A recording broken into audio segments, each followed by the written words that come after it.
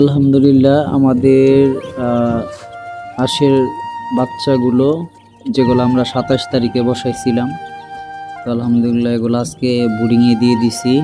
এই যে ছোট আকারে দিছি আর কি, তো পুরোপুরি কাজ করতে পারি না। যে মাশাল্লাহ দেখি, এই যে দেখেন একদম এটা সাদা বাচ্চা হবে 100%। এটা একদম সাদা বাচ্চা হবে।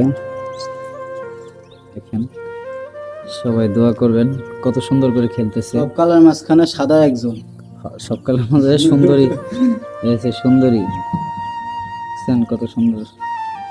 আশা করি কালকে আরো ফুটতেছে ওগুলা ওগুলা আবার কালকে এখানে নিয়ে আসবো।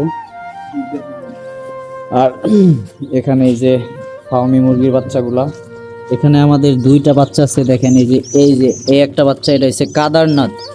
এটার মাংস শুদ্ধা কালো হয়ে যায়, একদম কালো হবে। তো বাচ্চাগুলো একটু ভিজে গেছিলো যে কোনো একটা ভুলের কারণে, এখানে একটু ভুলবশত আমি সময় পাই নাই, একটা পানির পড়ে যাওয়ার কারণে ভিজে গেছে। যাই হোক আজকে সব ঠিক করে দিছি মোটামুটি। আর আমাদের এগুলা বাচ্চাগুলো আলহামদুলিল্লাহ পড়ে যাবে। আরেকটা জিনিস আপনাদের দেখাই, এই যে অলরেডি আমরা কোয়েল পাখি ডিমগুলো সাজাই ফেলছি, ইনশাল্লাহ কালকে বসাই দিব। আর এখানে অলরেডি আমাদের একটা জিনিস দেখায় আপনাদেরকে, টার্কি মুরগির বাচ্চা। এই যে টার্কি, এটা টার্কি মুরগি আলহামদুলিল্লাহ ফুটে গেছে, আরো ডিম রয়েছে। এই যে টার্কি মুরগির ডিম রয়েছে, আলহামদুলিল্লাহ দোয়া করবেন সবাই যেন ফুটে যায়।